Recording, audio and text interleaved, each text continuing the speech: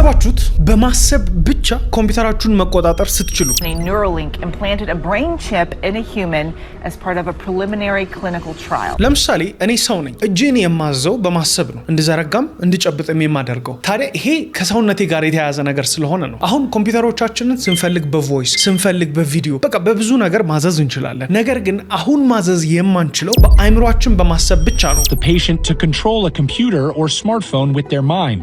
This is all from there to there. Yeah, man. Wow. ይሄ ነገር ተፈጠረ ተከሰተ ብላችሁ ይሄ የመጨረሻው ዘመን ነው ወይ ነው የምትሉኝ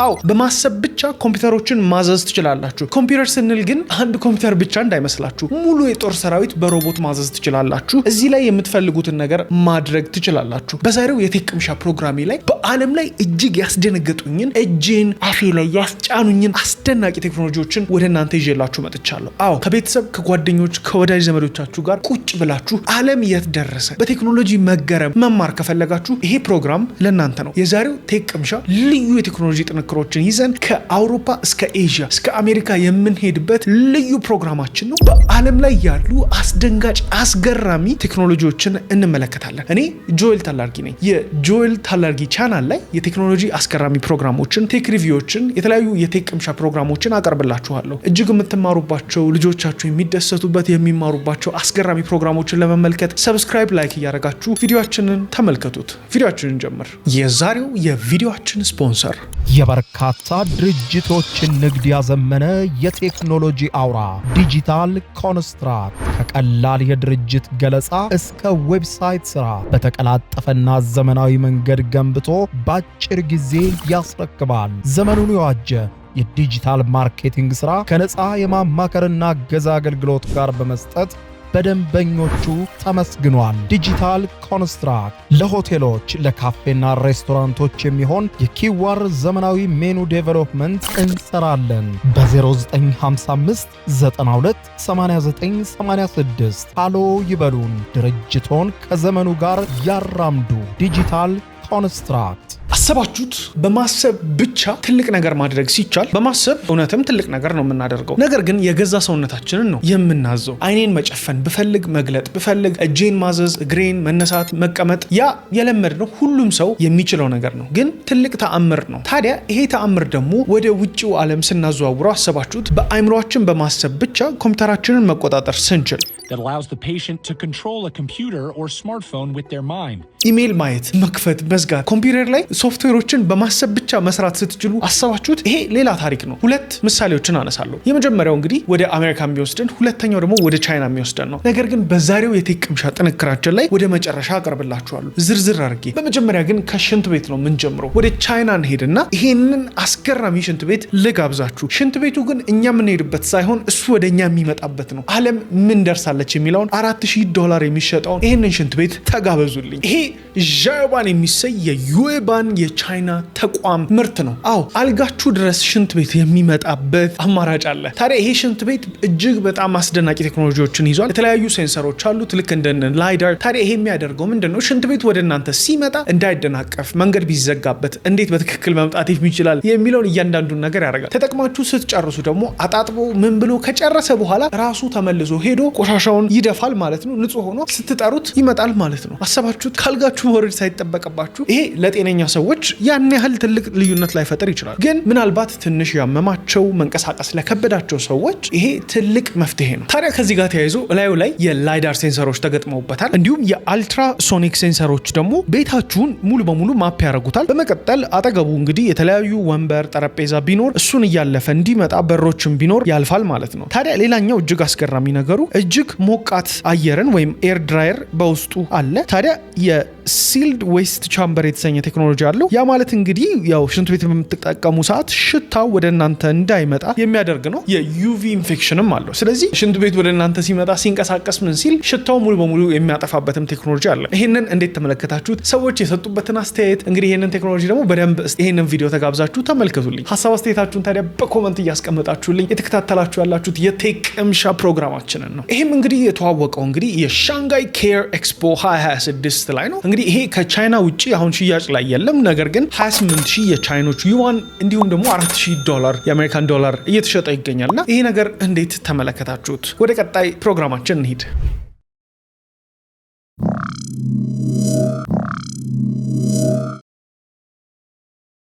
በመቀጠል እዛው ከቻይና ሳንወጣ ወደ ሼንዥን እንሄዳለን። አሁንም ማሳያችሁ ደግሞ እኔ እንደው በጣም ነው የተገረምኩት ትራሽ ካን ነው። ትራሽ ካን ማለት እንግዲህ ቢሮ ውስጥ ቤት ውስጥ ምናምን የምታስቀምጡት ቆሻሻ መጣያ ነው። ራሱ መጥቶ ነው ቆሻሻውን የምትጥሉት። በሚሞላ ሰዓት ደግሞ ወደ ዲስፔንሰሩ በመሄድ በቀጥታ ራሱን ቆሻሻውን ያስወግዳል፣ ንጹህ ሆኖ ይመጣል ማለት ነው። እስቲ ይህንንም ደግሞ ጋበዝ አድርጋችሁ ደርሳችሁ ተመልከቱት። It finally caught its first piece of trash.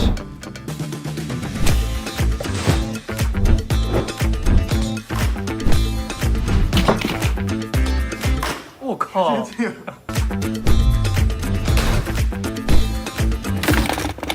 ታዲያ ይሄን ቴክኖሎጂ አስፈላጊ ነው ወይ ብላችሁ ታስቡታላችሁ? ቻይና ዓለምን ሌላ ታሪክ ውስጥ እየከተተችው ይገኛል። ታዲያ ይሄ እጅግ አስፈላጊ ቴክኖሎጂ ሆኖ አልታየኝም። ነገር ግን ሁሉም ነገር ለሚጠቀምበት ሰው አስፈላጊ ነው ብዬ አስባለሁ። ነገር ግን በዙሪያቸው ያሉ እያንዳንዱን ነገር ወደ ዲጂታሉ ዓለም እንዲቀላቀል የአርቲፊሻል ኢንቴሊጀንስ ኢኮሲስተም እንዲገባበት ሙሉ በሙሉ እየሞከሩ እየተመለከታችሁ ነው። ይሄ አያስገርምም ወይ? በቀጣይ ደግሞ የምንሄደው ወደ ስማርት ቦርድ ነው። እንግዲህ ከዚህ በፊት እኛ አብዛኞቻችን የተማርነው በብላክ ቦርድ ነው እንደምታውቁት። ስለዚህ ብላክ ቦርድ ላይ እንግዲህ ቾክ ወይም ጠመኔ የምንለው አለ። ጥቁር እንግዲህ ብላክ ቦርዳችን አለ፣ እዛ ላይ ይጻፍልናል፣ አዋራ ይቦናል፣ ዳስተር ማራገፍ አለ። አሁን ግን ዓለም ወደ ስማርት ቦርድ ገብቷል። እኛም አገር ላይ ከዚህ በፊት ቪዲዮም ሰርቼበት ነበር።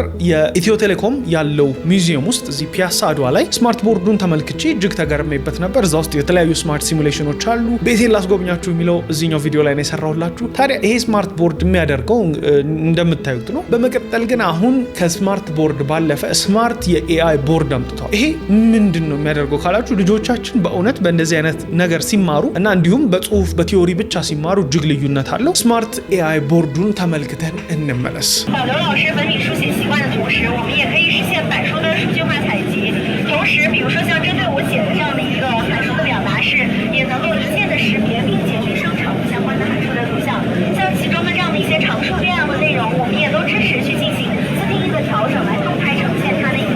እዚህ ስማርት ኤአይ ቦርድ ላይ እንደምትመለከቱት ግራፎች ስትስል ግራፎቹን ካልኩሌት ያደርጋል፣ እንዲሁም የተለያዩ ኢኩዌሽኖችን ይሰራል፣ ያግዛል። አብዛኛውን ጊዜ እኔ ቅር ከሚለኝ በትምህርት ስርዓት ውስጥ ኖት የሚጻፍበትና የሚባክነው ሰዓት ነው። አንድ ክፍለ ጊዜ በአቨሬጅ እንግዲህ አብዛኛውን ጊዜ 45 ደቂቃ ነው። ከ45 ደቂቃ 20 እና 30 ደቂቃ ኖት ሲጻፍ ነው የሚሆነው። አስተማሪው የሚያስረዳው ኖቱን ከጻፈ በኋላ ምን ካለ በኋላ። አሰባችሁት? ምንም ስትጀምሩ ጀምሮ ኖት መጻፍ ሳይኖር የተጻፈ ኖት አለ። እናንተ ጋም ሼር የሚደረግ ፒዲኤፍ ይኖራል። እዛ ላይ በየራሳችሁ ላፕቶፕ ታብሌት እየሰራችሁ አስተማሪው 45ቱንም ደቂቃ እያንዳንዷን ነገር ፈትፍቶ በእንደዚህ አይነት መልክ ቢያስረዳችሁ እንዴት ትምህርት ሊቀየር እንደሚችል አስቡት። ሌላኛው ደግሞ እንግዲህ ከትምህርት ጋር ተያይዞ ሌላም የሰራውላችሁ ቪዲዮ አለ። ትምህርት ቤት እንዴት ተጀመረ፣ ማን ጀመረው የሚለው ነው። እሱንም ቪዲዮ ገብታችሁ መመልከት ትችላላችሁ። እንግዲህ የኛ ቻናል ላይ እንደዚህ ጠቃሚ አስገራሚ ሆኑ ልጆች፣ ቤተሰቦች፣ ብዙ ሰዎች እውቀት ለመገንባት የምትፈልጉ ሰዎች አዳዲስ ነገሮች ለማየት የሚጠቅሙ ቪዲዮዎችን ነው ማዘጋጅላችሁ። ጆኤል ታላርጊ ነኝ። ታዲያ ላይክ አድርጉ፣ ሰብስክራይብ አድርጉ እያልኳችሁ ነው። ይሄ ሰዓት የላይክ እና ሰብስክራይብ ማድረጊያ ነው። ኮመንት ላይ ሀሳብ አስተያየት ማስቀመጫ ሰዓት ነው።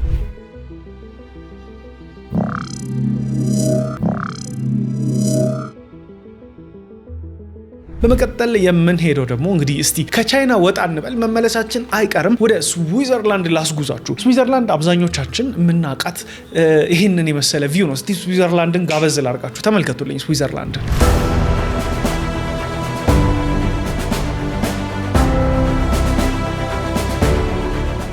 ታዲያ ስዊዘርላንድ ላይ ዛሬ የምንመለከተው አስትራ ብሪጅ የሚሰኝ ነው። ዛሬ ይሄ አስትራ ብሪጅ ምንን አሳየኝ? ለሰዎች ምን ያህል ቫልዩ እንደሚሰጡ መንገድ መዝጋት እጅግ እንዴት ከባድ እንደሆነ አስመልክቶኛል። እዚህ አስትራ ብሪጅ ላይ እንደምታዩት መንገዶች ለጥገና እታች እየተሰሩ ከሆነ ነገር ግን ድልድይ ወዲያውኑ በአንድ ጊዜ የሚሰራ ድልድይን ያዘጋጃሉ። ይሄ አስትራ ብሪጅ ምንም አይነት የትራፊክ ፍሎ እንዳይቋረጥ ያደርጋል ማለት ነው። ስለዚህ በዚህ ድልድይ ላይ እናንተ ትተላለፋላችሁ፣ ከታች ግን መንገዱ እየተሰራ ነው። ስለዚህ መንገድ ለመሰራት ተብሎ መንገድ መዝጋት ቀረ ማለት ነው። ስለዚህ ከስዊዘርላንድ ይሄንን ተምረናል ማለት ነው። በቀጣይ ደግሞ ከስዊዘርላንድ ወጥተን ወደ ጃፓን እንሄዳለን፣ ወደ ሩቅ ምስራቅ እስያ። ጃፓንንም እንደዚሁ ተጋበዙልኝ።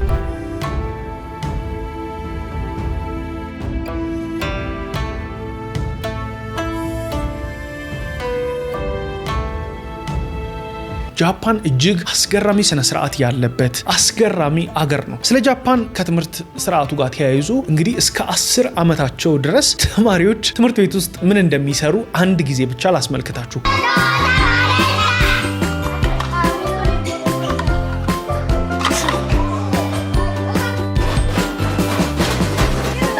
ተማሪዎች በትምህርት ቤት መማር ብቻ ሳይሆን ትምህርት ቤታቸውን ማጽዳት፣ ምግብ መስራት ሁሉ የሚሰሩበት የጃፓን እጅግ አስገራሚ የትምህርት አሰጣጥ መንገድ አለ። ጃፓኖችን በተለያዩ ዓለም ላይ ከተመለከታችኋቸው ስቴዲየሞች ውስጥ ገብተው ታድመው ከፍለው ከወጡ በኋላ ነገር ግን አጽድተውት ቆሻሻቸውን አሰብስበው ነው የሚሄዱት ማለት ነው። ይሄን ዲሲፕሊን ተምረዋል። እንግዲህ ከጃፓን ዛሬ የምንወስደው በቀጥታ ይሄንንም ዲሲፕሊን ያልኳችሁን ሙሉ የጃፓን የትምህርት አሰጣጥ ስርዓት በአዲሱ ቪዲዮአችን ላይ መመልከት ትችላላችሁ። ከዓለም ትምህርትን ማን ፈጠረው፣ የትምህርት ቤት እንዴት ተጀመረ የሚለውን የቤት ስራ ማን እንደጀመረው የሚያሳይ ቪዲዮ ላይ ማለት ነው። ታዲያ በጃፓን ዛሬ የምንመለከተው በረዶ በሚመጣ ሰዓት ጃፓን መንገዶቿ ሁሌ ክፍት ናቸው፣ ንጹህ ናቸው። ይሄ እንዴት ሆነ? እስቲ የጃፓን መንገዶች በክረምት ወይም ደግሞ በረዶ በሚመጣበት ወቅት ላይ እንዴት እንደሚሆኑ እንመልከት።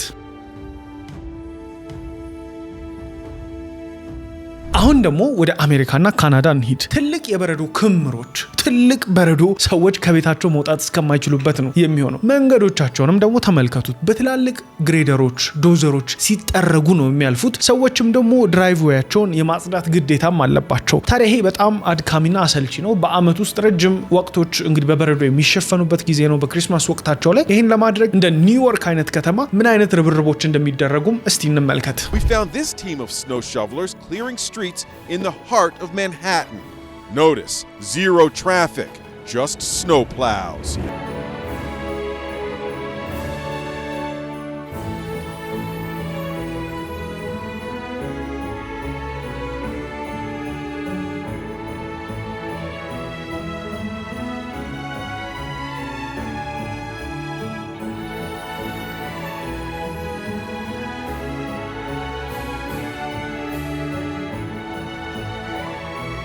እንግዲህ የኒውዮርክ ሜየር ኤክስትራ ታይም አስገብቶ በጣም ብዙ ሰዎችን ያሰራል። ጃፓን ግን ምንም አይነት ትግል ውስጥ ሳትገባ መንገዶቿ በበረዶ ወቅት እንደዚህ ንጹህ ሆነው ያልፋሉ። ያ የሆነበት እንግዲህ ኢንሱሌትድ ሂቲንግ ቴክኖሎጂን ከውስጥ አድርገዋል። በመቀጠል ሙቅ ውሃዎቹን ያፈሳል ማለት ነው። መንገድ ላይ ደግሞ በረዶን ያቀልጠዋል። ድሬን ሲስተማቸው ውስጥ ይገባል። ንጹህ መንገዶች ይኖራቸዋል ማለት ነው። ታዲያ ይሄንን ቴክኖሎጂ በጃፓን በእጅጉ ልንማርበት ይገባል። ወደ ኮንስትራክሽናቸውም ስንሄድ ጃፓን ላይ በጣም በተደጋጋሚ የተፈጥሮ አደጋዎች፣ ሱናሚዎች፣ መሬት መንቀጥቀጦች የሚያጠቋት አገር ነች። ታዲያ ከዚህ ጋር ተያይዞ ጃፓን ለመሬት መንቀጥቀጥ ሲባል የሰሩትን ህንፃዎች ላስመልክታችሁ። እንግዲህ የሚሰሯቸው ህንፃዎች ከታች እንግዲህ መኪኖች ላይ ሰስፔንሽኖች እንመለከታለን። በተለይ በጣም ውድ መኪኖች ላይ የምናገኛቸው እንደነ ሮልስ ሮይስ ላይ ያሉ ሰስፔንሽኖች ተመልከቷቸው።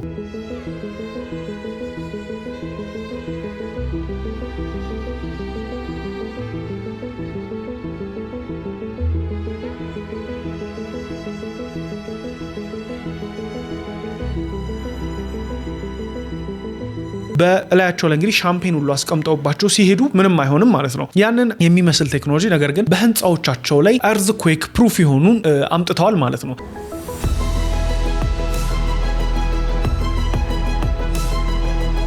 ስለዚህ እነሱ ከተፈጥሮ ጋር በዚህ መልክ እየታገሉ ይሄንን ሁሉ ነገር ያደርጋሉ። ስለዚህ ጃፓን ትልልቅ ፈጠራዎችን አንደኛው አርዝኩዌክ ፕሩፍ የሆኑ ህንፃዎች ናቸው። እንግዲህ ህንፃውን የሚሸከሙ ትናንሽ ሰስፔንሽኖች አሉ። ያንን የሚያክል ክብደት የሚሸከም ቴክኖሎጂ አለ ብዬ አስብ ነበር። ነገር ግን መሬቱ ሲንቀጠቀጥ ከላይ ያሉት ህንፃዎች ምንም እንዳይሆኑ የሚያደርግ ነው። ስለዚህ እሱንም ደግሞ እስቲ ተመልክተን እንመለስ። So, can you explain the system to me?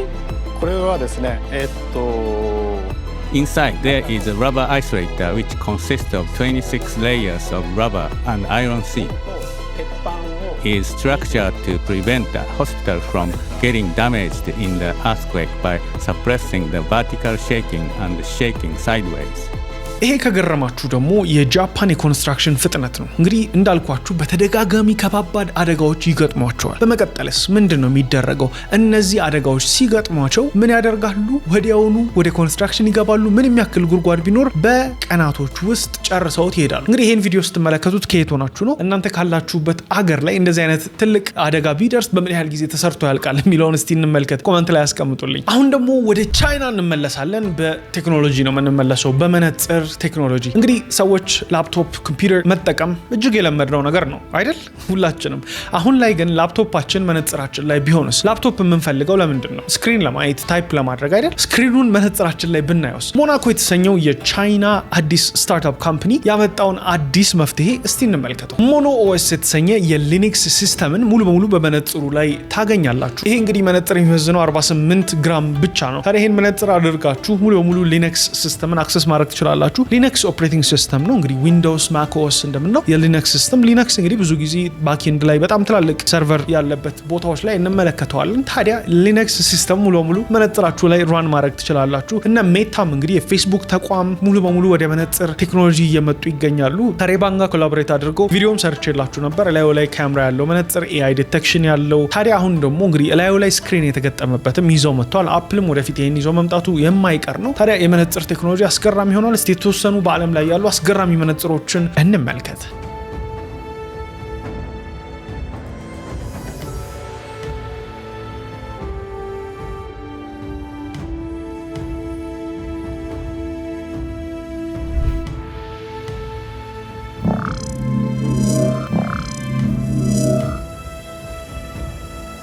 በመቀጠል ደግሞ ወደ ዩክሬን ወደ ሩሲያ እንሄዳለን እንግዲህ ስለ ድሮን ስናነሳ ምንድነው የምናነሳው በቀጥታ ዩክሬንና ራሽያ የዩክሬንና የራሽያ ጦርነት የዓለምን የጦርነት ዳይናሚክስ የቀየረ ነው ታዲያ አሁን ምን ተመለከትክ ካላችሁኝ ሁለት ነገሮችን ታዝቤያለሁ በመጀመሪያ አሁን በጣም ብዙ ድሮኖች በሰማይ ላይ ስዋርም አድርገው ይመጣሉ ማዘር የድሮን ሺፖች አሉ ያ ማለት ብዙ ድሮኖችን ሰማይ ላይ ይዘው አንድ ጊዜ የሚለቁባችሁ ናቸው እንግዲህ ከመካዚ ድሮኖች አሉ አጥፍቶ ጠፊ ድሮኖች አሉ ብቻ እነዚህ ድሮኖች ወደ እናንተ ሲመጡ ምንድነው የምታደርጉት በቀጥታ ድሮኖቹን ተኩሰን መምታት ነው አይደል አሁን ላይ እንግዲህ መተኮስ በጥይት ብቻ ነበር የምናውቀው ከቻይና በኩል በሌዘርም ሲተኮስ አይተናል ከባባድ ሚሳኤሎች በሌዘር ቴክኖሎጂ ያ ማለት ምንም አይነት ገንዘብ ሳታወጡ በኤሌክትሪክ ኃይል ብቻ ነው የምትተኩሱት ማለት ነው አሁን ደግሞ እንግዲህ በዌቮች እንግዲህ ሁሉም ነገር ዌቭ ሌንግዝ አለው ሶ በዛ ዌቭ መሰረት ድሮኖች ሲበተኑ ተመለከትኩ እስቲ ይሄንን ድሮን የሚበትን ቴክኖሎጂ ደግሞ ላሳያችሁ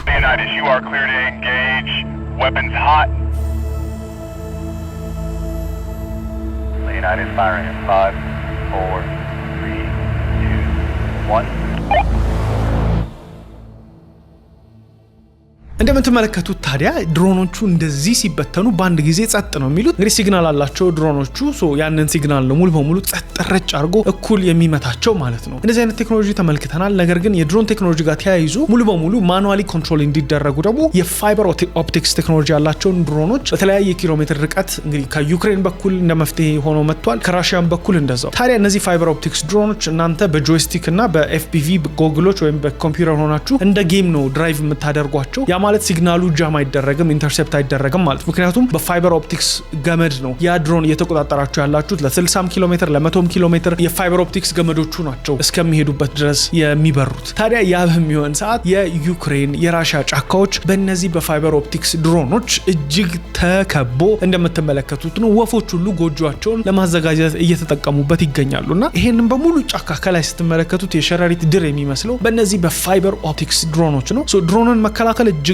ከባድ ነገር ነው ነገር ግን እጅግ ቀላል የሚሆኑ መንገዶች ተመልክተናል በተለያዩ እንግዲህ በዓለም ዋንጫ ጨምሮ በተለያዩ ሰው የሚሰበሰብባቸው ፕሮግራሞች ላይ የአንታይ ድሮን መሳሪያዎችን ተመልክተናል ምንም አይነት ጥይት የማይተኩሱ ነገር ግን የነሱን ሲግናል የሚበትን ማለት ነው ታዲያ እነዚህን አስገራሚ ቴክኖሎጂዎች ደግሞ እስቲ ጋበዝል አድርጋችሁ Fiber optic drone is a drone that uses a fiber optic cable to connect the drone to the controller. So why are they using that? What it does is it prevents the radio frequency signal that would come from the controller, so the person flying the drone, to the actual drone itself. It prevents that signal from being jammed because it's running down a fiber optic cable. Now there are trade-offs. That fiber optic cable is wrapped around a spool, a small cylinder if you like, that can either be contained on the top of the drone or underneath the drone. And the trade-off is that the bigger the spool, obviously the greater distance, usually between 15 and 25 kilometers, but that adds to the weight of the drone, which again slows it down. So it's always this trade-off between how much fiber optic they want and the range that it needs to go and what it needs to do.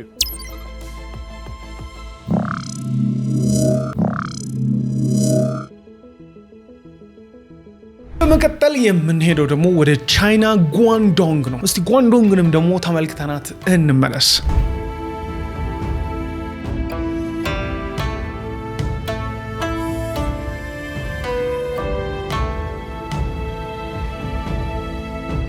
በጓንዶንግ ላይ ይንግ ኤኦ የተሰኘ አንድ እንግዲህ ብረት ድስቶችን በስቴንለስ ስቲል የሚመረቱ ምርቶችን የሚያመርትን ፋብሪካ ላስጎብኛችሁ። እንግዲህ ይሄ ፋብሪካ ተመልከቱት። እዚህ ፋብሪካ ውስጥ ምንም አይነት ሰው አታገኙ። እንደው ለዚህ ቀረጻ ተብሎ ነው መብራቱም የበራው። እነዚህ ፋብሪካዎች እንግዲህ ዳርክ ፋክተሪ ይሰኛሉ። ዳርክ ፋክተሪ ማለት በጨለማ ነው ምርት የሚመረተው። ስለዚህ እንግዲህ እኛንን መተያየት የምንፈልገው ሮቦቶቹ የሚያደርጉትን ያውቃሉ፣ በቦታቸው ነው ያሉት። ስለዚህ መተያየት አይፈልጉም። ታዲያ ይሄ ፋብሪካ እንደው በጣም አነስተኛ ፋብሪካ እንደሆነ ብነግራችሁ ባስመለክታችሁ ደግሞ እጅግ ደስ ይለኛል። እንዴ ይሄን ሁሉ ምርት የሚያመርት ካላችሁኝ፣ አዎ 24/7 ነው የሚሰራው፣ ምርት አይቋረጥም፣ እጅግ ደግሞ አነስተኛ ነው። ትላልቆቹ እንዴት ሊሆኑ ነው ካላችሁኝ፣ እሱም ሌላ ትንግርት ነው። ታዲያ እዚህ ጋር የምትመለከቷቸው 9 ሮቦቶች ናቸው 256ን ሰዎች የተኩት። አዎ ይሄ የሚያስቅ በቃ የሚያስደነግጥ የሚያስለቅስም የሚያስደስትም አይነት ነገር ነው። ተቀላቅሎ ነው የሚመጣባችሁ ስሜቱ። እንግዲህ እንደ ፋብሪካ ባለቤት ስታዩት ደከመኝ የማይል ሰለቸኝ የማይል ረፍት የማይጠይቅ 24/7 የሚሰራ 9 ሮቦትን ሲያስቀምጥ 256 ሰዎች ጋር የሚታገለው ትግል ደሞዝ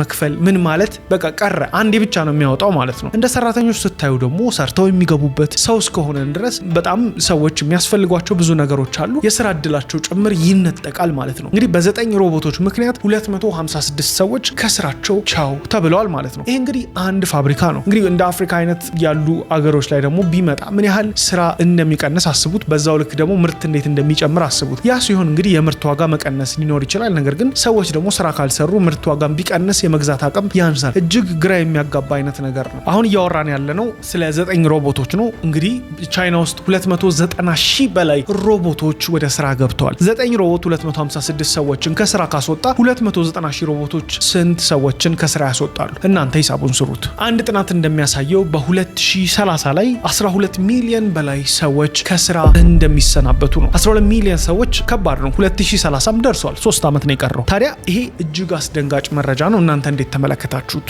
እየተከታተላችሁ ያላችሁት የቴክ ቅምሻ ፕሮግራማችን ነው። እጅግ የምትማሩበት፣ የምትገረሙበት፣ የምትደሰቱበት ከቤተሰብ ከልጆቻችሁ ጋር እየተገረማችሁ የምትመለከቱት የቴክ ቅምሻ ፕሮግራም አዘጋጅና አቅራቢያችሁ ጆኤል ታላርጊ ነኝ። አሁን በቀጥታ የሚሄደው በዓለም ላይ እጅግ አስደንጋጭ የሆነውን ቴክኖሎጂ ነው። በማሰብ ብቻ ሮቦቶችን ማዘዝ፣ በማሰብ ብቻ ኮምፒውተሮችን መቆጣጠር፣ በማሰብ ብቻ ሶፍትዌሮችን መስራት የሚያስችል ጥበብ መጥቷል። ነገር ግን ይሄን ጥበብ እንለዋለን ወይስ የሰው ልጅ? ከባድ ነው። ማስታወቂያ አሁን ሲመጣብን እንዴት ነው? ካልፈለግን እናየዋለን ወይም ደግሞ እስኪያልፍ እንጠብቀዋለን። አይምሮአችን ውስጥ ማስታወቂያ ቢመጣ እንዴት እንደሆነ አስቡት። አሁን በጥሩ ነገሩ ነው ሁሉ ነገር የምንጀምረው። ኤአይም ደስ ይላል። አሁን ያለንበት ጊዜም ጥሩ ነው። ነገር ግን ወደፊት የሚመጣው ስታስቡ ሰው ስራ ሊነጠቅ ነው ወይ? አሁን ደግሞ እያንዳንዱን ነገር ሊቆጣጠሩን ነው ወይ? ሰውነት አሁን እኮ የምናስበውን ሁሉ ሊቆጣጠሩ ነው ማለት ነው እንደዚህ አይነት ማሽኖች ከገቡ። አሜሪካ ውስጥ እንግዲህ የኢሎን ማስክ የኒውራል ሊንክ ቴክኖሎጂን ላሳያችሁ። ሰውየው እንግዲህ ፓራላይዝድ የሆነ ሰውዬ ነው። የሚሞከሩት እነዚህ ቴክኖሎጂም እጅግ ይፈለጋሉ ተብለው የሚመጡት መጀመሪያ ፓራላይዝ የሆኑ ራሳቸውን ማዘዝ የማይችሉ ሰዎች ላይ ነው። ይሄ እንግዲህ በጣም ትልቅ ነገር ነው፣ ትልቅ መፍትሄ ነው። እንግዲህ መስማት ለተሳናቸው ሰዎች የኢሪንግ ኤዶች ወይም ደግሞ መስማት ኢንሃንስ የሚያደርጉላቸው ድምጾች በደንብ እንዲሰማቸው የሚያደርጉ ቴክኖሎጂ ሲመጣ ይሄ ህይወት የሚቀይር ነገር ነው፣ ትልቅ ነገር ነው። አሁን እነዚህም አይነት ቴክኖሎጂዎች ደግሞ እንግዲህ ፓራላይዝ ለሆኑ ሰዎች እጃቸውን ማዘዝ ነርቭ ስርዓታቸው እየሰራ ላሉ ሰዎች ሲመጡ እጅግ አስገራሚ በቃ የሰው ልጅ ተራቋል የምንለው ነው። ይሄን ግን ወደ ዌፐናይዜሽን ሲመጣ እጅግ ከባድ እየሆነ ይመጣል። እንግዲህ ወዴት እንደሚሄድ እናንተ ገምቱት። ስለዚህ በኒውራል ሊንክ እንግዲህ በማሰብ ብቻ ኮምፒውተር ሲያዝ የነበረን አንድ ሰው ላስመልክታችሁ። ይሄን ሰው ተመልክታችሁ ተገርማችሁ የምትጽፉልኝን ነገር በደንብ አነባዋለሁ። The patient to control a computer or smartphone with their mind. This is all from there to there. Yeah, man. Wow. ታዲያ ከዚህ ጋር ተያይዞ ቻይና ደግሞ ከሲንጓ ዩኒቨርሲቲ በ2026 የኒውራል ሊንክን ቴክኖሎጂ የሚመስል ሌላ አዲስ ቴክኖሎጂ ኒውራክል የተሰኘን ቴክኖሎጂ በሻንሃይ አስታውቃለች። እንግዲህ ሲንጓ ዩኒቨርሲቲ እጅግ ትልቅ ዩኒቨርሲቲ ነው በቻይና። እስቲ ዩኒቨርሲቲው ትላልቅ ሪሰርቾችን ሰርቷል። ሀገራችንም ላይ ከዚህ ዩኒቨርሲቲ ተምረው ትልቅ ነገርን እየሰሩ ያሉ ሰዎች አሉ። ነገር ግን ይሄ በ2026 የመጣው መረጃ ባለፈው ካየ ነው እንግዲህ ኒውራል ሊንክ ጥቂት ዓመታቶች በፊት የነበረ ነው፣ ከ2023 በፊት የነበረ ነገር ነው። አሁን ይሄን አሻሽለው እነዚህ በቻይና ውስጥ እንግዲህ ለገበያ መጠቀም ይቻላል ተብሎ አፕሩቭ የተደረገ ነው። አይምሮአችሁ ውስጥ የሚቀበር ሳይሆን ከአይምሮአችሁ ውጪ የሚሆን ነው። ልዩነት አላቸው ሁለቱም ቴክኖሎጂ። ቻይና እንግዲህ በዓለም ላይ ባለው ውድድር ላይ እነዚህን ቴክኖሎጂዎች በጣም በከባድ ሁኔታ በትንሽ ዋጋ በዓለም እንዲሆን ዶሚኔት እንዲደረግ እያደረገች ነው፣ ከህዝብ ብዛት ቁጥሯም አንጻር ማለት ነው። ስለዚህ ይሄንን ነገር እንዴት ተመለከታችሁት እላችኋለሁ። ቴክኖሎጂውን በደንብ አይተን ዝርዝሩን ተመልክተን እንመለስ። The technology behind them isn't all that new. So a brain-computer interface is a piece of technology that allows your brain to communicate directly with a computer or another sort of piece of electronic equipment, bypassing the rest of the body. ታዲያ ቻይናም ያለችው አፕሩቭ አድርግ ያለው በተለይ የጀርባ አከርካሪ በስፓይናል የነርቭ ችግር ላለባቸው ሰዎች ለገበያ እንዲውል ሐኪም ቤቶች አስከፍለው ይሄን ቴክኖሎጂ እንዲሸጡ ፈቅጃለሁ ስትል ተናግራለች። ይሄ ትልቅ ነገር ነው። እንግዲህ ኢሎን ማስክ የኒውራሊንክ ቴክኖሎጂ ይሄን አይነት ፍቃድ አላገኘም። አሁን ግን የሲንጓ ዩኒቨርሲቲ ተመራማሪዎች በሻንሃይ ያሳዩት ይሄ ቴክኖሎጂ እጅግ ትልቅ ነገር ነው። ስለዚህ ዓለም ወዴት እየሄደ ነው? በዛሬው የቴክ ቅምሻ ፕሮግራም እንደተገረማችሁ ሙሉ በሙሉ እርግጠኛ ነኝ። ጆኤል ታላርጊ ነኝ። እንደዚህ አይነት አስገራሚ አዳዲስ ወሳኝ ቴክኖሎጂዎችን ወደ እናንተ አቀርብላችኋለሁ። አብራችሁን ስለቆያችሁ እጅግ ደስ ብሎኛል። በሌላ ቪዲዮአችን እስከምንገናኝ አብራችሁ እንድትቆዩ ጠይቃችኋለሁ። በመቀጠል ታዲያ ትምህርትን ማን ፈጠረው? ይሄ ሁሉ ሰው ከትምህርት ቤት ከቤት ወጥቶ እንዳደገ 15 ዓመት ሙሉ ትምህርት ቤት ይገባል። በፊት የነበሩት ጥንታዊ ሲቪላይዜሽኖች እንዴት ነው እነሱ ትምህርት ቤትን በዚህ መልክ ሳይማሩ ያለፉት? እንደዚህ አይነት ነገሮችን ሰርተው ያለፉት? የቤት ስራንስ ማን ፈጠረ የሚለውን አስገራሚ ቪዲዮ እንድትከታተሉ እየጋበዝኳችሁ በቀጣይ ቪዲዮአችን እንገናኝ። ይመቻችሁ።